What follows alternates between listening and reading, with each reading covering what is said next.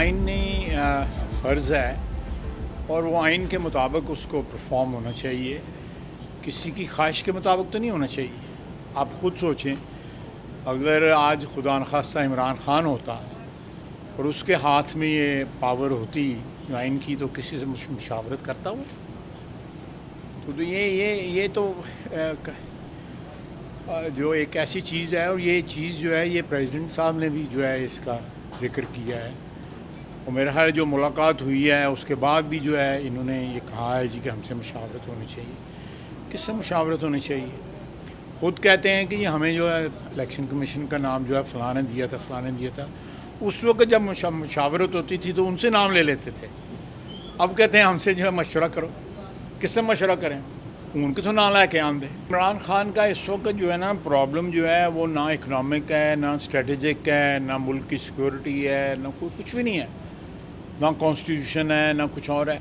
اس کی پرابلم ایک ہی ہے کہ مجھے اقتدار واپس کرو، مجھے دوبارہ جو ہے پاور میں لے کے آؤ۔ کبھی گالی دے گا، کبھی اس سے ترلم سے بات کرے گا، منت کرے گا، ملاقاتیں کرے گا۔ ہمارے جون میں ٹوٹل 7 آفیسر شہید ہوئے، سولجر 46 شہید ہوئے۔ یہ میں پچھلے 3 مہینوں کی بتا رہا ہوں۔ 53 ٹوٹل ہمارے آفیسر اور جوان جو ہے شہید ہوئے ہیں 3 مہینے میں۔ ان لوگوں ہم آج محفوظ ہیں، اور یہ ڈرامے جو سارے ہو رہے ہیں ادھر کہ جی لانگ مارچ ہوگا اور یہ ہوگا، مجھے اقتدار دے لو اور یہ کر دو اور وہ کر دو، یہ سارا اس لیے ہو رہا ہے کہ سرحد کے اوپر لوگ خون دے رہے ہیں اس ملک کی حفاظت کے لیے۔ ان کی اپوائنٹمنٹوں کا، ان کے ڈسپلن کا، ان سب کا جو ہے اس کی توقیر کریں، اس کا احترام کریں۔ ان کو پبلک سیاستدان جو ہیں ان تو بہت کچھ کہتے ہیں جس کا مطلب ہی کچھ نہیں ہوتا۔